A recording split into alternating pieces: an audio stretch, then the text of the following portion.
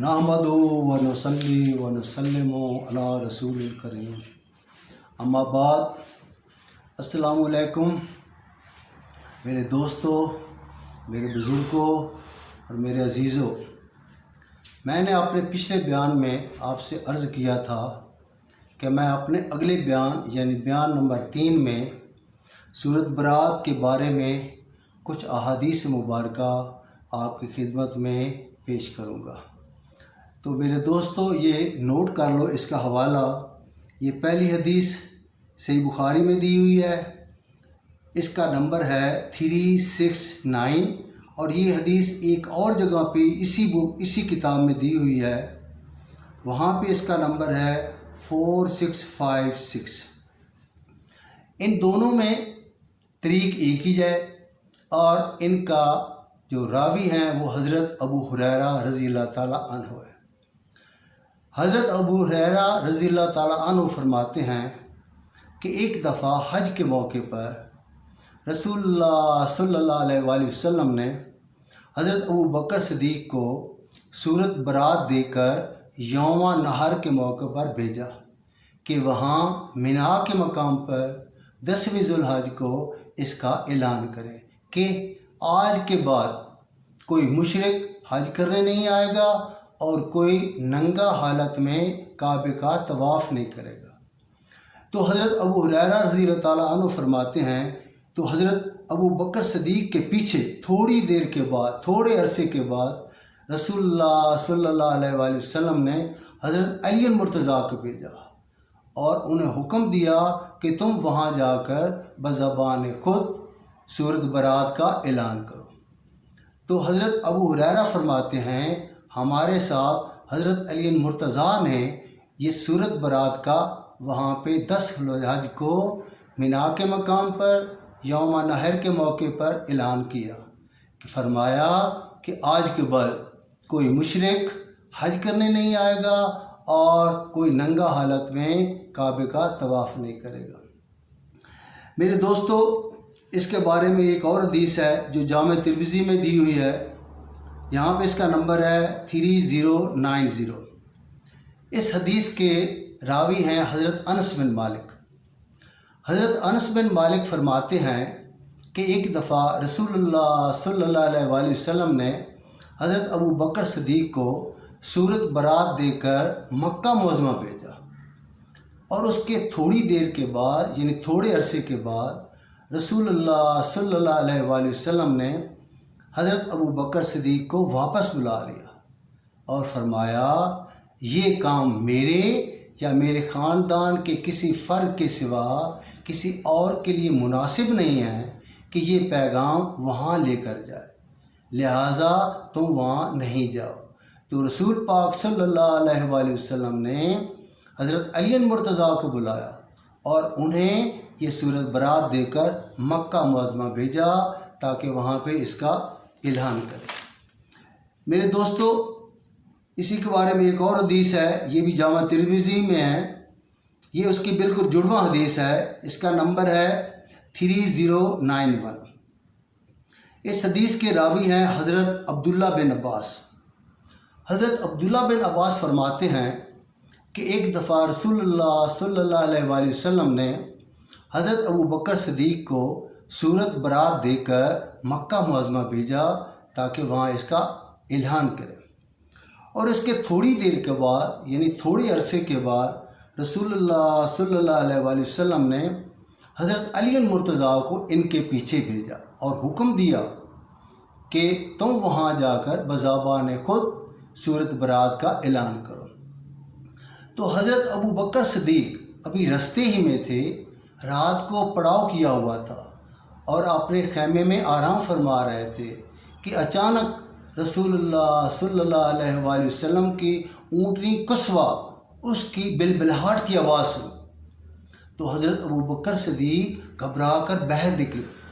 उन्होंने समझा कि रसूलुल्लाह सल्लल्लाहु अलैहि वसल्लम ख़ुद तशरीफ़ लाए। तो बाहर जाकर देखा तो वो हज़रत अली मुर्तज़ा थे। फिर हज़रत अली मुर्तज़ा ने रसूलुल्लाह सल्लल्लाहु अलैहि वसल्लम का ख़त हज़रत अबू बकर सिद्दीक़ को दिया। तो उसके बाद हज़रत अली ने फरमाया کہ مجھے رسول اللہ نے حکم دیا ہے کہ صورت برات کا اعلان میں وہاں خود جا کر بزبان خود وہاں پہ صورت برات کا اعلان کروں۔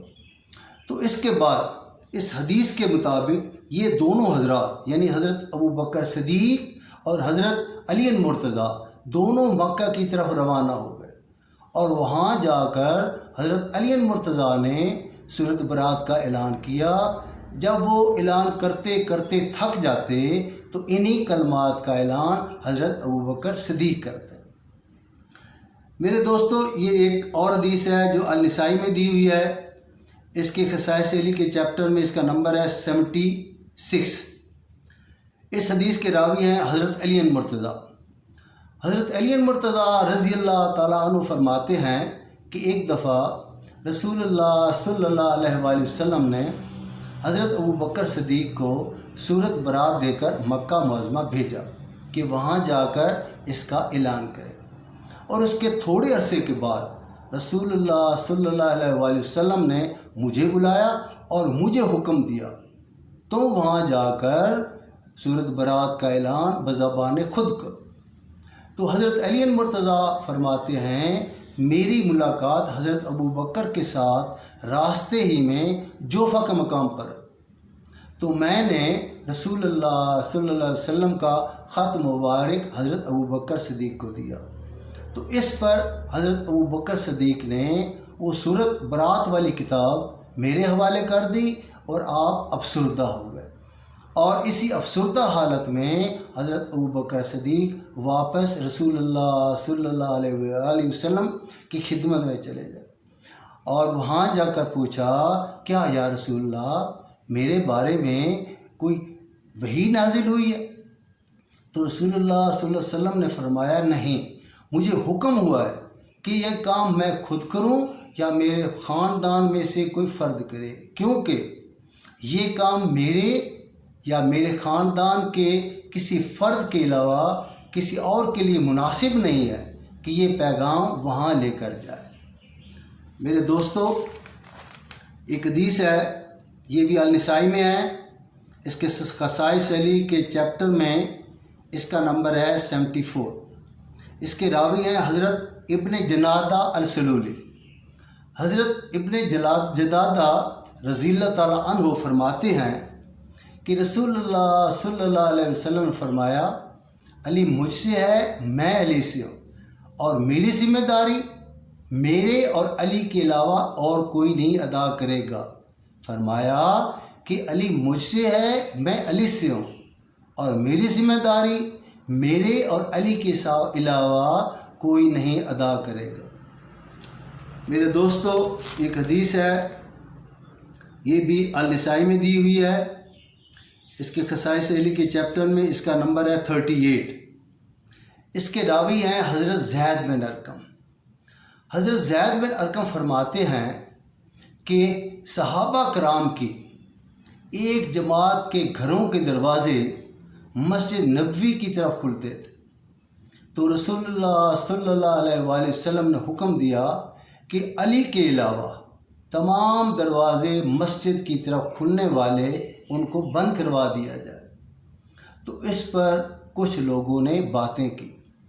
جب رسول اللہ صلی اللہ علیہ وآلہ وسلم کا اس کو علم ہوا تو آپ نے خطبہ دیا، اللہ تعالیٰ کی حمد و ثنا بیان کی، اور اس کے بعد فرمایا البتہ میں نے علی کے علاوہ تمام دروازے مسجد کی طرف کھلنے والے بند کروانے کا حکم دیا ہے۔ تو اس پر کچھ لوگوں نے اعتراض کیا ہے، اللہ کی قسم میں نے نہ تو ان کے دروازے بند کرائے ہیں، میں نے تو اس حکم کی تعمیل کی ہے جو مجھے حکم اللہ کی طرف سے ملا ہے۔ میرے بھائیوں، ایک اور حدیث ہے، یہ بھی النسائی میں ہے، اس کے خصائص علی کے چیپٹر میں اس کا نمبر ہے 42، اور یہ دوسری جگہ پہ بھی دی ہوئی ہے، اور اس میں اس کا نمبر ہے 43، اور یہی حدیث جامع ترمذی میں بھی دی ہوئی ہے، یہاں پہ اس کا نمبر ہے 3732۔ اس کے راوی ہیں حضرت عبداللہ بن عباس۔ حضرت عبداللہ بن عباس فرماتے ہیں کہ رسول اللہ صلی اللہ علیہ وآلہ وسلم نے حکم دیا کہ علی کے علاوہ تمام مسجد کی طرف کھلنے والے دروازے بند کرا دیے جائیں۔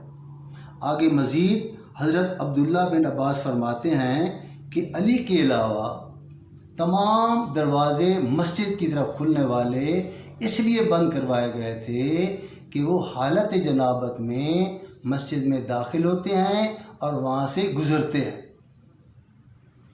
میرے بھائیوں، ایک اور حدیث ہے، یہ بھی النسائی میں دی ہوئی ہے۔ اس کی خصائص علی کے چیپٹر میں اس کا نمبر 123۔ اس کے راوی ہیں حضرت بریدہ رضی اللہ تعالیٰ عنہ۔ آپ فرماتے ہیں کہ ایک دفعہ حضرت ابو بکر صدیق نے رسول اللہ صلی اللہ علیہ وآلہ وسلم کی خدمت میں حضرت فاطمہ زہرا سے شادی کے لیے، نکاح کے لیے پیغام بھجوایا، تو آپ رسول اللہ صلی اللہ علیہ وآلہ وسلم نے فرمایا فاطمہ ابھی چھوٹی ہے۔ تو اس کے بعد حضرت عمر فاروق رضی اللہ تعالیٰ عنہ نے حضرت فاطمہ زہرا سے نکاح کے لیے پیغام بھجوایا، تو اس پر بھی آپ صلی اللہ علیہ وآلہ وسلم نے فرمایا فاطمہ ابھی چھوٹی ہے۔ تو اس کے بعد حضرت علی مرتضیٰ نے رسول اللہ صلی اللہ علیہ وآلہ وسلم کی خدمت میں حضرت فاطمہ زہرا سے نکاح کے لیے پیغام بھجوایا، تو آپ صلی اللہ علیہ وآلہ وسلم نے آپ کا نکاح حضرت فاطمہ سے کر دیا۔ میرے دوستو، ایک اور حدیث ہے، یہ النسائی میں دی ہوئی ہے اور اس کے خصائص علی کے چیپٹر میں اس کا نمبر ہے 153۔ اس حدیث کے راوی ہیں حضرت عمار بن یاسر۔ حضرت عمار بن یاسر وہ سابقون اور اولون صحابہ میں شمار ہوتے، وہ حضرت عمار جو حضرت سمیہ کے بیٹے، جو اسلام کی خاطر شہید ہونے والی پہلی خاتون تھی۔ رسول اللہ صلی اللہ علیہ وآلہ وسلم نے حضرت عمار بن یاسر کے متعلق ایک حدیث میں فرمایا ہے، میرے بھائیوں اس حدیث کا حوالہ نوٹ کر لیں۔ یہ حدیث بخاری شریف میں دی ہوئی ہے، یہاں یہ حدیث دو جگہ پہ بخاری شریف میں دی ہوئی ہے۔ ایک جگہ پہ اس کا نمبر ہے 2812 اور دوسری جگہ پہ اس کا نمبر ہے 447، کہ ایک دفعہ مسجد نبوی کی تعمیر ہو رہی تھی، تو تمام صحابہ ایک ایک پتھر اٹھا کر لا رہے تھے، لیکن حضرت عمار بن یاسر دو دو پتھر اٹھا کر لا رہے، تو رسول اللہ صلی اللہ علیہ وآلہ وسلم نے دور سے آپ کو دیکھا تو آپ کی طرف تشریف لائے، تو آپ نے حضرت عمار کے سر سے گرد و غبار اور مٹی صاف کی اور فرمایا افسوس عمار، تجھے ایک باغی گروہ شہید کرے گا، تو ان کو جنت کی طرف بلا رہا ہوگا اور وہ تجھے دوزخ کی طرف بلا رہے۔ فرمایا افسوس سمیہ کے بیٹے عمار، تجھے ایک باغی گروہ شہید کرے گا، تو اس کو جنت کی طرف بلا رہا ہوگا اور وہ تجھے دوزخ کی طرف بلا رہا۔ اور میرے بھائیوں، حضرت عمار جنگ صفین میں شہید ہوئے، وہ جنگ جو حضرت امیر معاویہ رضی اللہ تعالیٰ عنہ اور حضرت علی مرتضیٰ کے درمیان میں لڑی ہے۔ یہ حضرت عمار حضرت علی مرتضیٰ کے مشیر خاص تھے۔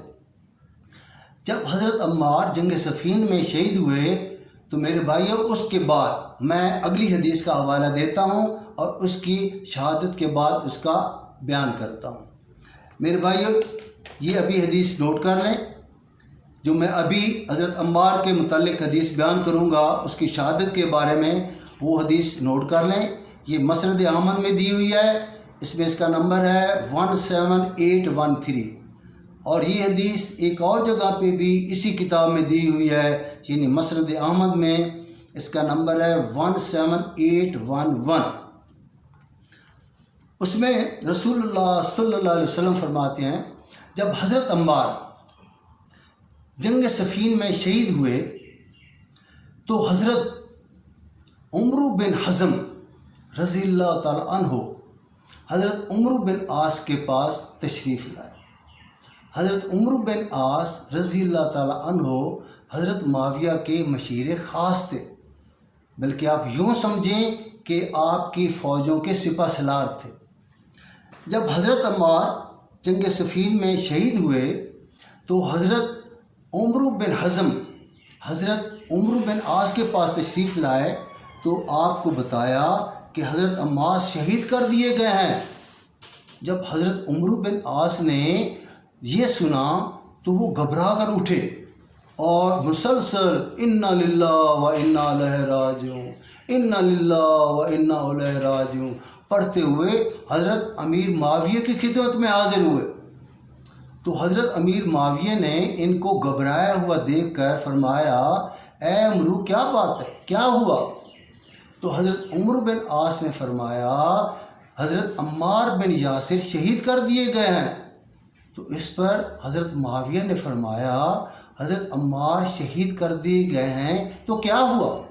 تو اس پر حضرت عمرو بن عاص نے فرمایا کہ میں نے خود رسول اللہ صلی اللہ علیہ وسلم کی زبانی سنا تھا کہ افسوس عمار، تجھے ایک باغی گروہ شہید کرے گا، تو ان کو جنت کی طرح بلا رہا ہوگا اور وہ تجھے دوزخ کی طرح بلا رہا ہے۔ تو یہ سن کر حضرت امیر معاویہ غصے ہو گئے اور انہوں نے فرمایا، اے عمرو تو اپنے پیشاب پہ خود پھسلے، حضرت عمار کو ہم نے تھوڑا شہید کیا ہے، حضرت عمار کو تو علی اور اس کے ساتھیوں نے شہید کیا، نہ وہ حضرت عمار کو ساتھ لے آتے اور نہ وہ جنگ میں بھیجتے اور نہ حضرت عمار ہمارے نیزوں کے سامنے اور تیروں کے سامنے شہید ہوتے۔ تو اس واضح غلطی کی تعویل پر حضرت علی مرتضیٰ نے جواب دیا، میرے بھائیو یہاں تک تو یہ حدیث ہے، آگے تھوڑا تاریخ کا حصہ ہے جو اس کا میں بتاتا ہوں کہ حضرت علی مرتضیٰ نے اس کا کیا جواب دیا۔ جب اس واضح غلطی کی تعویل پر حضرت علی مرتضیٰ نے فرمایا تو اس کا تو مطلب یہ ہے، نعوذ باللہ حضرت حمزہ رضی اللہ تعالیٰ عنہ کو رسول اللہ صلی اللہ علیہ وآلہ وسلم نے شہید کرایا، نہ وہ حضرت حمزہ کو جنگ احد میں لے جاتے اور نہ وہ وحشی کے نیزے کا نشانہ بنتے۔ میرے دوستو، میرے بھائیوں، میں ایک حدیث اور آپ کی خدمت میں بیان کرنا چاہتا ہوں۔ اس حدیث کی راویہ ہیں ام المومنین حضرت ام سلمہ۔ حضرت ام سلمہ فرماتی ہے کہ میں قسم اٹھا کر کہتی ہوں کہ سب سے آخری انسان جس کو سب سے آخر پہ رسول اللہ صلی اللہ علیہ وآلہ وسلم سے گفتگو کا شرف حاصل ہوا وہ حضرت علی مرتضیٰ تھے۔ وہ کون تھے؟ وہ حضرت علی مرتضیٰ تھے۔